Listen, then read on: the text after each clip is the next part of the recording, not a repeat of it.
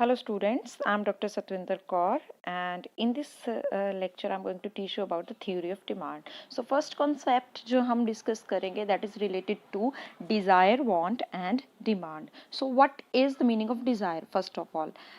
Demand ਨੂੰ ਸਮਝਣ ਦੇ ਲਈ ਸਭ ਤੋਂ ਪਹਿਲੇ ਸਮਝਣਾ ਇਹ ਜ਼ਰੂਰੀ ਹੈ ਕਿ ਡਿਜ਼ਾਇਰ ਜਿਸ ਨੂੰ ਅਸੀਂ ਬੋਲਦੇ ਹਾਂ ਇੱਛਾ, ਵਾਂਟ ਜਿਸ ਨੂੰ ਅਸੀਂ ਬੋਲਦੇ ਹਾਂ ਚਾਹਤ ਤੇ ਥਰਡ ਕਨਸੈਪਟ ਡਿਮਾਂਡ ਮੰਗ ਕੀ ਹੁੰਦੀ ਹੈ।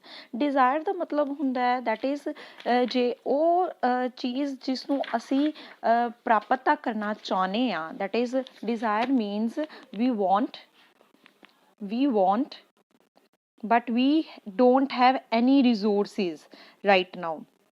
ਰਿਸੋਰਸਿਸ ਦੀ ਕਮੀ ਹੈ, ਜਿਵੇਂ ਕਿ ਤੁਹਾਡੀ ਡਿਜ਼ਾਇਰ ਹੈ ਕਿ I want to be an IAS officer, ਤੁਹਾਡੀ ਡਿਜ਼ਾਇਰ ਹੈ ਕਿ ਤੁਹਾਡੇ ਤੋਂ ਕੋਈ ਐਰੋਪਲੇਨ ਹੋਏ, ਤੁਹਾਡੀ ਡਿਜ਼ਾਇਰ ਹੈ ਕਿ ਤੁਹਾਡੇ ਤੋਂ 10 ਕਿੱਲੇ ਦਾ ਜਿਹੜਾ ਹੈ ਉਹ ਜ਼ਮੀਨ ਹੋਏ ਅਤੇ ਉਹਦੇ 'ਤੇ ਤੁਹਾਡਾ ਆਪਣਾ ਫਾਰਮ ਹਾਊਸ ਹੋਏ। ਇਹ ਤੁਹਾਡੀ ਡਿਜ਼ਾਇਰ ਹੈ ਤਦ ਤੱਕ ਜਦ ਤੱਕ ਤੁਹਾਡੇ ਤੋਂ ਪੈਸਾ ਨਹੀਂ ਹੈ ਉਸਨੂੰ ਫੁੱਲਫਿਲ ਕਰਨ ਦੇ ਲਈ।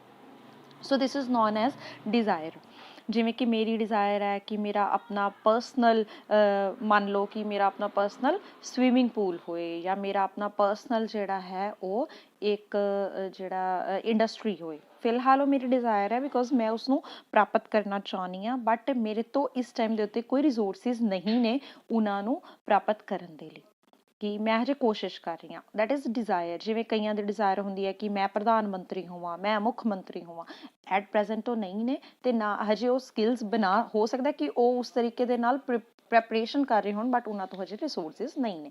ਵਾਂਟ ਹੁੰਦੀ ਹੈ ਕਿ ਤੁਹਾਡੇ ਤੋਂ ਰਿਸੋਰਸਿਸ ਹੈਗੇ ਨੇ, ਰਿਸੋਰਸ ਹੈ ਮਤਲਬ ਪੈਸਾ ਹੈ ਅਤੇ ਤੁਸੀਂ ਉਸਨੂੰ ਚਾਹੁੰਦੇ ਵੀ ਹੋ, ਸਟਿਲ ਤੁਸੀਂ ਉਸਨੂੰ ਅਵੇਲ ਨਹੀਂ ਕਰਦੇ। No avail, you don't avail.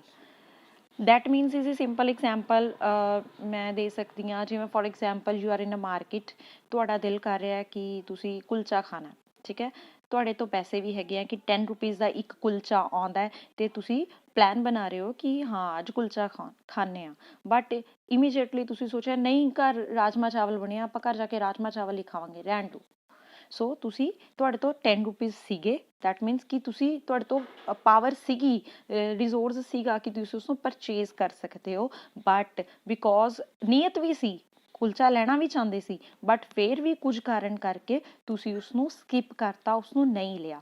Desire demand ਜੋ ਹੁੰਦੀ ਹੈ, ਡਿਮਾਂਡ ਦੇ ਵਿੱਚ ਤਿੰਨੋਂ ਚੀਜ਼ਾਂ ਹੁੰਦੀਆਂ ਨੇ। ਤੁਸੀਂ ਉਹ ਚੀਜ਼ ਨੂੰ ਚਾਹੁੰਦੇ ਵੀ ਹੋ, ਯੂ ਵਾਂਟ ਦੈਟ ਥਿੰਗ, ਤੁਹਾਡੇ ਤੋਂ ਰਿਸੋਰਸਿਸ ਵੀ ਹੈਗੇ ਨੇ ਉਸਨੂੰ ਫੁੱਲਫਿਲ ਕਰਨ ਦੇ ਲਈ, ਅਤੇ ਅਲਟੀਮੇਟਲੀ ਪੈਸਾ ਦੇ ਕੇ ਤੁਸੀਂ ਉਸਨੂੰ ਪਰਚੇਜ਼ ਵੀ ਕਰ ਲੈਂਦੇ ਹੋ, ਖਰੀਦ ਵੀ ਦਿੰਦੇ ਹੋ। So it is known as demand. ਮੈਂ ਇੱਕ ਵਾਰੀ ਫਿਰ ਤੁਹਾਨੂੰ ਦੱਸ ਦਿੰਦੀ ਹਾਂ, ਡਿਜ਼ਾਇਰ ਦਾ ਮਤਲਬ ਹੁੰਦਾ ਹੈ ਤੁਸੀਂ ਕੋਈ ਚੀਜ਼ ਨੂੰ ਚਾਹੁੰਦੇ ਹੋ ਬਟ ਤੁਹਾਡੇ ਤੋਂ ਰਿਸੋਰਸਿਸ ਨਹੀਂ ਨੇ ਇਸ ਟਾਈਮ ਦੇ ਉੱਤੇ ਉਸ ਚੀਜ਼ ਨੂੰ ਹਾਸਿਲ ਕਰਨ ਦੇ। ਵਾਂਟ ਦਾ ਮਤਲਬ ਹੁੰਦਾ ਹੈ ਤੁਸੀਂ ਕਿਸੇ ਚੀਜ਼ ਨੂੰ ਚਾਹੁੰਦੇ ਹੋ ਬਟ ਰਿਸੋਰਸਿਸ ਵੀ ਹੈਗੇ ਨੇ ਬਟ ਕੁਝ ਕਾਰਨਾਂ ਕਰਕੇ ਤੁਸੀਂ ਨਹੀਂ ਲੈਂਦੇ। ਜਿਵੇਂ ਸਮਟਾਈਮਸ ਕੀ ਹੁੰਦਾ ਹੈ, ਲੇਡੀਜ਼ ਕੁੜੀਆਂ ਨਾਲ ਇਹ ਪ੍ਰੋਬਲਮ ਹੁੰਦੀ ਹੈ ਕਿ ਤੁਸੀਂ ਮਾਰਕੀਟ ਦੇ ਵਿੱਚ ਚਲੇ ਗਏ ਆਪਣੇ ਮਦਰ ਦੇ ਨਾਲ ਕੋਈ ਚੀਜ਼ ਖਰੀਦਣ ਦੇ ਲਈ, ਤੁਹਾਨੂੰ 2 ਸੂਟ ਪਸੰਦ ਆ ਗਏ, ਦੋਨੋਂ ਸੂਟ ਲੈਣ ਦੀ ਮੰਮਾ ਕੋਲ ਕਪੈਸਿਟੀ ਹੈ ਬਟ ਮੰਮਾ ਤੁਹਾਨੂੰ ਇੱਕ ਲੈ ਕੇ ਦੇ ਰਹੇ ਨੇ ਔਰ ਤੁਹਾਨੂੰ ਨਾਲ ਇਹ ਕਹਿ ਰਹੇ ਨੇ ਕਿ ਨਹੀਂ ਬੇਟਾ ਫਿਰ ਆਪਾਂ ਥੋੜ੍ਹੇ ਦਿਨਾਂ ਤੱਕ ਹੋਰ ਵੈਰਾਈਟੀ ਆਏਗੀ ਆਪਾਂ ਫਿਰ ਲੈ ਜਾਵਾਂਗੇ। ਸੋ ਇਸ ਤਰੀਕੇ ਦੇ ਨਾਲ ਤੁਸੀਂ ਘਰ ਵਾਪਿਸ ਆ ਜਾਂਦੇ ਹੋ। ਸਮਟਾਈਮਸ ਤੁਸੀਂ ਥੋੜ੍ਹੀ ਦੇਰ ਸੈਡ ਵੀ ਰਹਿੰਦੇ ਹੋ ਕਿ ਮੈਨੂੰ ਉਹ ਵੀ ਪਸੰਦ ਸੀ, ਮੰਮਾ ਨੇ ਲੈ ਕੇ ਨਹੀਂ ਦਿੱਤਾ, ਬਟ ਤੁਸੀਂ ਨਹੀਂ ਲੈ ਸਕਦੇ। ਵਾਂਟ ਦਾ ਮਤਲਬ ਹੁੰਦਾ ਕਿ ਤੁਸੀਂ ਕਿਹਾ ਕਿ ਡਿਮਾਂਡ ਦਾ ਮਤਲਬ ਹੁੰਦਾ ਕਿ ਮੈਂ ਇਹ ਪੈਨ ਜਿਹੜਾ ਹੈ 10 ਰੁਪਏ ਇਸ ਦਾ ਪ੍ਰਾਈਸ ਹੈ, ਮੇਰੇ ਤੋਂ 10 ਰੁਪਏ ਹੈ ਅਤੇ ਇਹ ਪੈਨ ਮੈਨੂੰ ਦੇ ਦਿਓ, ਅਤੇ ਤੁਸੀਂ ਉਹ ਲੈ ਕੇ ਆਪਣੇ ਘਰ ਨੂੰ ਵਾਪਿਸ ਆ ਜਾਂਦੇ ਹੋ। That is known as demand. So ਆਪਾਂ ਇਸ ਨੂੰ ਡਿਸਕਸ ਕਰਦੇ ਹਾਂ। ਡਿਮਾਂਡ ਰੈਫਰਸ ਟੂ, ਡਿਮਾਂਡ ਦਾ ਮਤਲਬ ਹੁੰਦਾ ਹੈ ਉਹ ਕੁਆਂਟਿਟੀ ਜਿੰਨੀ ਵੀ ਤੁਸੀਂ ਖਰੀਦੇ, ਜਿਵੇਂ ਮੈਂ ਪੈਨ ਦੀ ਐਗਜ਼ਾਮਪਲ ਦਿੱਤੀ, 1 pen, 2 pen, 5 pen, 10 pen, quantity of a commodity that the consumer ਕੌਣ, ਜਿਹੜਾ ਉਸਨੂੰ ਖਰੀਦਣ ਜਾ ਰਿਹਾ, ਮਾਰਕੀਟ ਦੇ ਵਿੱਚ ਖਰੀਦ ਰਿਹਾ, ਆਰ ਏਬਲ ਮਤਲਬ ਸક્ષਮ ਹੈ, ਮਤਲਬ ਉਸ ਤੋਂ ਪੈਸਾ ਹੈ, ਯੋਗ ਹੈ ਉਸਨੂੰ ਖਰੀਦਣ ਦੇ, ਐਂਡ ਵਿਲਿੰਗ ਨੀਅਤ ਵੀ ਹੈ ਉਸਦੀ ਖਰੀਦਣ ਦੀ, to buy at each possible price, ਜਿੰਨਾ ਵੀ ਪ੍ਰਾਈਸ ਹੈ। ਜੇ ਪਾਰਕਰ ਦਾ ਪੈਨ 500 ਰੁਪੀਜ਼ ਦਾ ਮਿਲ ਰਿਹਾ ਤਾਂ ਉਹ 500 ਰੁਪੀਜ਼ ਦੇ ਵਿੱਚ ਤੁਸੀਂ 1 ਪੈਨ ਖਰੀਦਣਾ ਚਾਹੁੰਦੇ ਹੋ, 2 ਪੈਨ ਖਰੀਦਣਾ ਚਾਹੁੰਦੇ ਹੋ, ਅਤੇ ਅਲਟੀਮੇਟਲੀ ਉਸਨੂੰ ਖਰੀਦਦੇ ਵੀ ਹੋ during a period of time. Other things are equal or same. ਇਹ ਅਦਰ ਥਿੰਗਸ ਕੀ ਹੁੰਦੀਆਂ ਨੇ ਆਪਾਂ ਚੈਪਟਰ ਦੇ ਅੱਗੇ ਡਿਸਕਸ ਕਰਾਂਗੇ ਕਿ what does it mean by the other things are equal? So demand ਜਿਹੜਾ ਹੈ ਕਿਸੇ ਵੀ commodity ਨੂੰ ਉਸਦੇ given price ਦੇ ਉੱਤੇ ਜਿੰਨੀ ਵੀ ਮਾਤਰਾ ਉਸਦੀ ਖਰੀਦੀ ਜਾਂਦੀ ਹੈ ਉਸ ਨੂੰ ਆਪਾਂ demand ਬੋਲਦੇ ਹਾਂ। ਸੋ demand ਜਿਹੜੀ ਹੈ ਉਸਦੀਆਂ mainly ਤਿੰਨ types ਹੁੰਦੀਆਂ ਨੇ। The first type of the demand is price demand, second type of the demand is income demand and third type of the demand is gross demand। ਇਸ ਨੂੰ ਇਸ ਤਰੀਕੇ ਨਾਲ explain ਕੀਤਾ ਜਾ ਸਕਦਾ ਹੈ। ਪ੍ਰਾਈਸ ਡਿਮਾਂਡ ਜਿਹੜਾ ਹੈ ਉਹ ਦੋ ਚੀਜ਼ਾਂ ਦਾ ਰਿਲੇਸ਼ਨ ਹੈ, ਕਿਸੇ ਵੀ ਕਮੋਡਿਟੀ ਦੀ ਪ੍ਰਾਈਸ ਤੇ ਉਸ ਦੀ ਡਿਮਾਂਡ ਦਾ। ਕਿ ਜੇ 2 ਰੁਪਏ ਕੀਮਤ ਹੋਏਗੀ ਤੁਸੀਂ ਕਿੰਨਾ ਖਰੀਦੋਗੇ, ਜੇ 4 ਰੁਪਏ ਕੀਮਤ ਹੋਏਗੀ ਤੁਸੀਂ ਕਿੰਨੀ ਖਰੀਦੋਗੇ, ਜੇ 6 ਰੁਪਏ ਕੀਮਤ ਹੋਏਗੀ ਤੁਸੀਂ ਕਿੰਨੀ ਖਰੀਦੋਗੇ। ਸੋ ਡਿਮਾਂਡ ਆਫ ਕੋਈ ਵੀ commodity x is equal to function ਦਾ ਮਤਲਬ ਹੁੰਦਾ ਕਿਸ ਤੇ ਡਿਪੈਂਡ ਕਰਦੀ ਹੈ, is the price of commodity x, ਉਸੀ ਵਸਤੂ ਦੀ ਕੀਮਤ ਤੇ ਡਿਪੈਂਡ ਕਰਦੀ ਹੈ। ਜਦੋਂ ਵੀ ਤੁਸੀਂ ਮਾਰਕੀਟ ਵਿੱਚ ਕੋਈ ਵੀ ਪ੍ਰੋਡਕਟ ਨੂੰ ਖਰੀਦਣ ਜਾਂਦੇ ਹੋ ਸਭ ਤੋਂ ਪਹਿਲੇ ਕੀ ਪੁੱਛਦੇ ਹੋ, ਇਹ ਕਿੰਨੇ ਦਾ ਹੈ।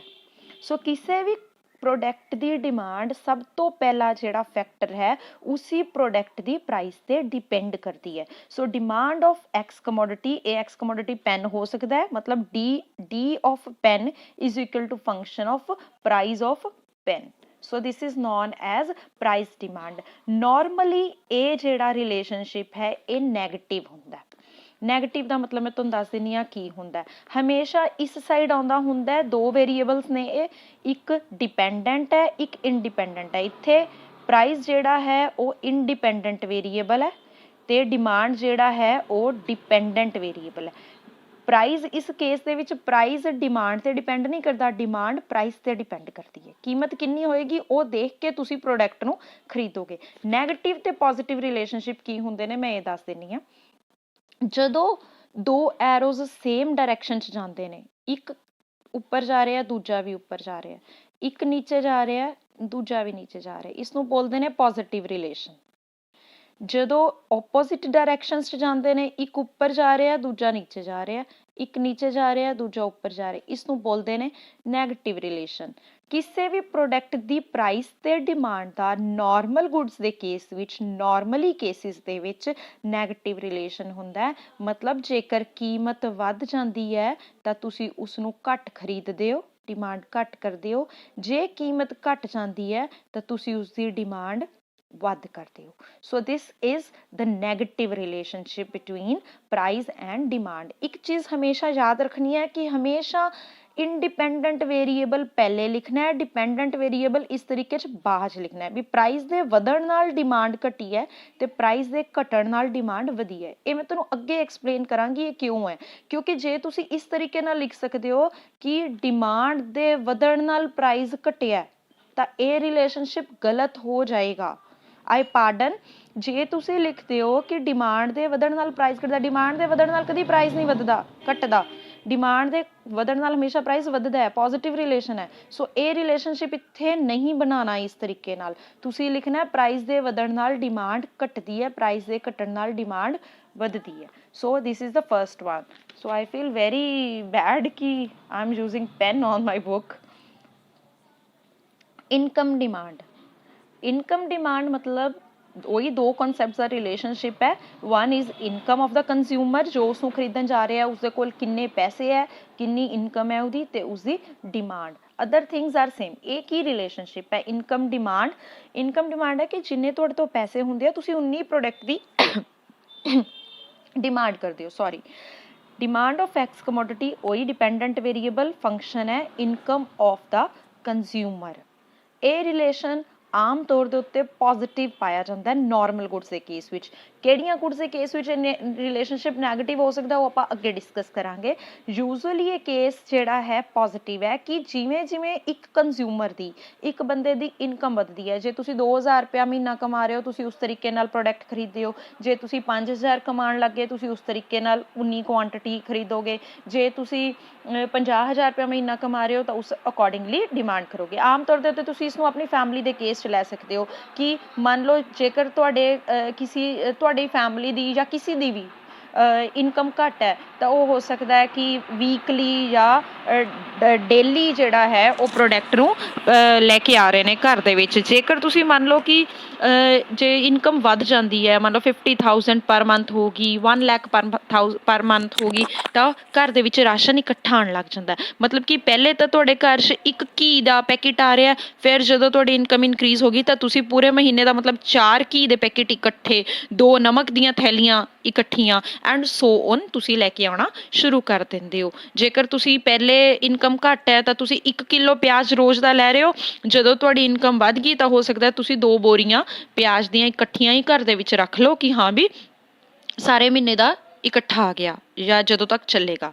ਸੋ ਇਸ ਨੂੰ ਬੋਲਦੇ ਨੇ ਇਨਕਮ ਡਿਮਾਂਡ। ਇਹ ਪੋਜ਼ਿਟਿਵ ਰਿਲੇਸ਼ਨ ਹੁੰਦਾ ਜ਼ਿਆਦਾਤਰ ਗੁੱਡਸ ਦੇ ਕੇਸ ਵਿੱਚ। ਬਾਕੀ ਗਿਫਨ ਗੁੱਡਸ ਦੇ ਕੇਸ ਵਿੱਚ, ਇਨਫੀਰੀਅਰ ਗੁੱਡਸ ਦੇ ਕੇਸ ਵਿੱਚ ਇਹ ਰਿਲੇਸ਼ਨਸ਼ਿਪ ਬਦਲ ਜਾਂਦਾ ਹੈ, ਉਹ ਆਪਾਂ ਅੱਗੇ ਡਿਸਕਸ ਕਰਾਂਗੇ। Cross demand. ਕ੍ਰਾਸ ਡਿਮਾਂਡ ਦਾ ਮਤਲਬ ਹੁੰਦਾ ਹੈ ਕਿਸੇ ਵੀ ਪ੍ਰੋਡਕਟ ਦੀ ਆਪਣੀ ਪ੍ਰਾਈਸ ਨਾਲੋਂ ਕਿਸੇ ਹੋਰ ਪ੍ਰੋਡਕਟ ਦੀ ਪ੍ਰਾਈਸ ਡਿਸਾਈਡ ਕਰ ਰਹੀ ਹੈ ਕਿ ਉਸ ਪ੍ਰੋਡਕਟ ਨੂੰ ਕਿੰਨਾ ਖਰੀਦਣਾ। ਸੋ ਕ੍ਰਾਸ ਡਿਮਾਂਡ ਉਹ ਹੁੰਦੀ ਹੈ, ਮਤਲਬ ਕਿ demand of X commodity is not depending on the price of X commodity. Demand of X commodity is the function of price of Y commodity.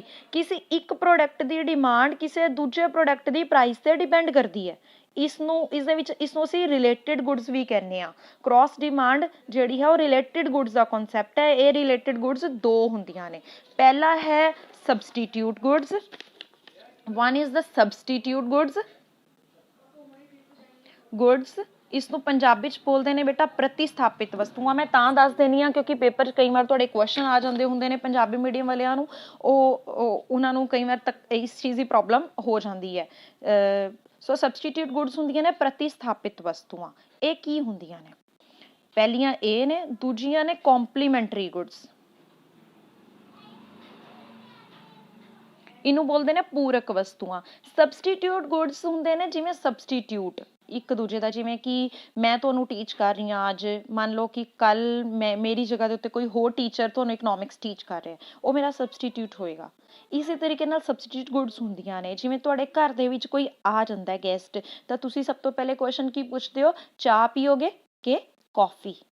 So tea and coffee are substitute goods. ਇਸੇ ਤਰੀਕੇ ਨਾਲ ਅਗਰ ਤੁਸੀਂ ਕਿਸੇ restaurant ਤੇ ਬੈਠੇ ਹੋਏ ਹੋ, ਤੁਸੀਂ ਚੌਮਿਨ ਤੇ ਚੀਜ਼ ਚਿਲੀ ਦਾ ਆਰਡਰ ਦਿੱਤਾ, ਨਾਲ ਤੁਸੀਂ ਸੋਚ ਲਓ ਕੁਝ ਪੀਆ ਜਾਏ, ਤਾਂ ਤੁਸੀਂ ਆਪਸ 'ਚ ਫਰੈਂਡਸ ਜੇਕਰ ਪੁੱਛੋਗੇ ਤਾਂ ਤੁਸੀਂ ਸਮਟਾਈਮਸ ਇਹ ਪੁੱਛਦੇ ਹੋ ਕੋਕ ਪੀਣੀ ਹੈ ਕਿ ਥਮਸ ਅਪ ਪੀਣੀ ਹੈ।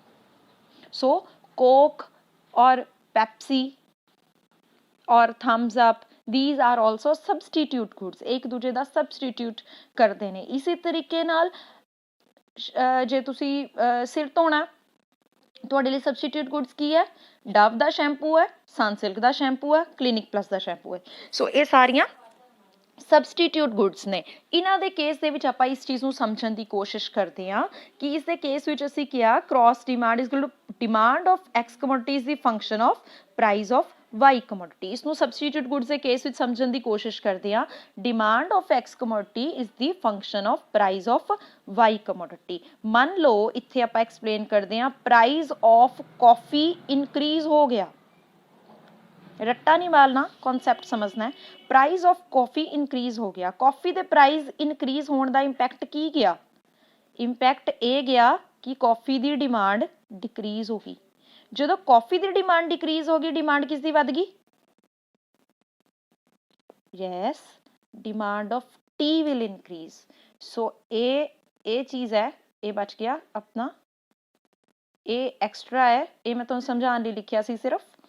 Price of coffee will increase, demand of tea will increase. So substitute goods ਦੇ ਕੇਸ ਵਿੱਚ ਜਿਹੜਾ ਇਹ ਰਿਲੇਸ਼ਨਸ਼ਿਪ ਹੈ ਉਹ ਪੋਜ਼ਿਟਿਵ ਹੁੰਦਾ ਹੈ। ਓਕੇ, ਸੋ ਇਸ ਦੇ ਲਈ ਤੁਸੀਂ ਹੁਣੀ 1 ਮਿੰਟ ਦੇ ਵਿੱਚ ਆਪਣੇ ਮਾਈਂਡ ਦੇ ਵਿੱਚ ਇਹੋ ਜਿਹੇ 2-3 ਹੋਰ ਕੇਸਿਸ ਰੱਖ ਸਕਦੇ ਹੋ ਜਿਹੜੇ ਜਿਵੇਂ ਮੈਂ ਐਕਸਪਲੇਨ ਕੀਤਾ, tea and coffee, Coke and Pepsi, Mirinda and Maaza, Sunsilk and Dove. ਇਸ ਤਰੀਕੇ ਨਾਲ ਤੁਸੀਂ ਹੋਰ ਸਬਸਟੀਟਿਊਟ ਗੁੱਡਸ ਦੇ ਕੇਸ ਜਿਹੜੇ ਨੇ ਮਾਈਂਡ ਵਿੱਚ ਲੈ ਕੇ ਆ ਸਕਦੇ ਹੋ। ਤੇ ਇਹ ਬਹੁਤ ਇੰਪੋਰਟੈਂਟ ਕੁਐਸਚਨ ਹੈ ਜਿਹੜਾ एग्जाम्स ਦੇ ਵਿੱਚ ਸ਼ਾਰਟ ਕੁਐਸਚਨ ਚ ਆ ਜਾਂਦਾ what are substitute goods substitute goods are those goods which we can use in place of other that is we can substitute ਅਸੀਂ ਸਵਿਚ ਕਰ ਸਕਦੇ ਹਾਂ ਸਬਸਟੀਟਿਊਟ ਕਰ ਸਕਦੇ ਹਾਂ ਇੱਕ ਦੀ ਥਾਂ ਤੇ ਦੂਜੇ ਨੂੰ ਯੂਜ਼ ਕਰ ਸਕਦੇ ਹਾਂ ਕੰਪਲੀਮੈਂਟਰੀ ਗੁੱਡਸ ਦਾ ਰਿਲੇਸ਼ਨਸ਼ਿਪ ਇੱਕ ਮੈਰਿਡ ਕਪਲ ਦੀ ਤਰ੍ਹਾਂ ਹੁੰਦਾ ਜਿਵੇਂ ਅਸੀਂ ਕਹਿੰਦੇ ਹਾਂ ਕਿ ਦੇ ਬੋਥ ਕੰਪਲੀਮੈਂਟ ਈਚ ਅਦਰ ਮਤਲਬ ਕਿ ਇੱਕ ਦੂਜੇ ਨੂੰ ਸਹਿਯੋਗ ਦੇਣਾ ਕੰਪਲੀਮੈਂਟਰੀ ਗੁੱਡਸ ਉਹ ਗੁੱਡਸ ਹੁੰਦੀਆਂ ਨੇ which we can't use without each other ਜਿਨ੍ਹਾਂ ਨੂੰ ਇੱਕ ਨੂੰ ਯੂਜ਼ ਕਰਨ ਲਈ ਦੂਸਰੀ ਦਾ ਹੋਣਾ ਬਹੁਤ ਜ਼ਿਆਦਾ ਜ਼ਰੂਰੀ ਹੈ ਜਿਵੇਂ ਕਿ ਪੈਨ ਤੇ ਇੰਕ ਪੈਨ ਤੇ ਕਾਪੀ ਇਸੇ ਤਰੀਕੇ ਦੇ ਨਾਲ ਹੋਰ complimentary goods the case charger and mobile charger and laptop car and petrol car and diesel ਆਪਣਾ ਪੰਜਾਬ ਦੇ ਵਿੱਚ ਮੁੰਡੇ ਟਰਬਨ ਬੰਦੇ ਨੇ ਸਿੱਖ ਟਰਬਨ ਐਂਡ 50 ਇਸੇ ਤਰੀਕੇ ਦੇ ਨਾਲ that is tie and shirt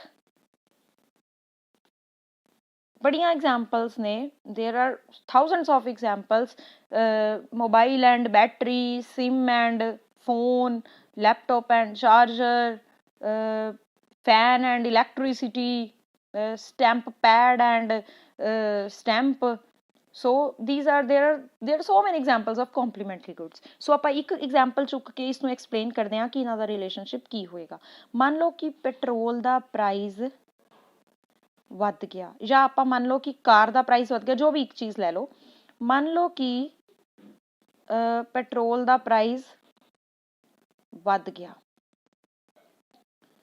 petrol ਦੇ ਪ੍ਰਾਈਸ ਵਧਣ ਦੇ ਨਾਲ ਪੈਟਰੋਲ ਕਿਹਦੇ ਚ ਪੈਂਦਾ ਪੈਟਰੋਲ ਕਾਰ ਚ ਪੈਂਦਾ ਸੋ ਤੁਸੀਂ ਕਿਹੜੀ ਕਾਰ ਪ੍ਰੈਫਰ ਕਰੋਗੇ ਡੀਜ਼ਲ ਵਾਲੀ ਜੇ ਪੈਟਰੋਲ ਦਾ ਪ੍ਰਾਈਸ ਵੱਧ ਗਿਆ ਸੋ ਤੁਸੀਂ ਕਾਰ ਦੀ ਡਿਮਾਂਡ ਘੱਟ ਕਰੋਗੇ ਜਿਹੜੀ ਪੈਟਰੋਲ ਨਾਲ ਚਲਦੀ ਹੈ ਇਸੇ ਤਰੀਕੇ ਨਾਲ ਜੇਕਰ ਕਾਰ ਦਾ ਪ੍ਰਾਈਸ ਵੱਧ ਗਿਆ ਪੈਟਰੋਲ ਦੀ ਡਿਮਾਂਡ ਘਟ ਜਾਏਗੀ ਕਿਉਂਕਿ ਪੈਟਰੋਲ ਕਾਰ ਦੇ ਵਿੱਚ ਪੈਂਦਾ so this is about the cross demand so in the next lecture I'm going to teach you about the law of demand I hope ਤੁਹਾਨੂੰ ਇਹ ਵਧੀਆ ਲੱਗਿਆ ਹੋਵੇਗਾ ਜੇਕਰ in case ਕਿਸੇ ਨੂੰ ਵੀ ਕੋਈ ਪ੍ਰੋਬਲਮ ਹੈ ਤਾਂ ਤੁਸੀਂ ਕਮੈਂਟ ਸੈਸ਼ਨ ਵਿੱਚ ਜਾ ਕੇ ਕੋਈ ਕੁਐਸਚਨ ਰੇਜ਼ ਕਰ ਸਕਦੇ ਹੋ I will try to answer that and if you want on a specific topic ਕਿ ਤੁਹਾਨੂੰ ਸਮਝਣਾ ਹੈ ਕੋਈ then you can also go and comment and ਜੇ ਤੁਹਾਨੂੰ ਵੀਡੀਓ ਅੱਛੀ ਲੱਗੀ ਤਾਂ ਤੁਸੀਂ ਕਮੈਂਟ ਸੈਸ਼ਨ 'ਚ ਜ਼ਰੂਰ ਦੱਸਿਓ ਥੈਂਕ ਯੂ ਸੋ ਮਚ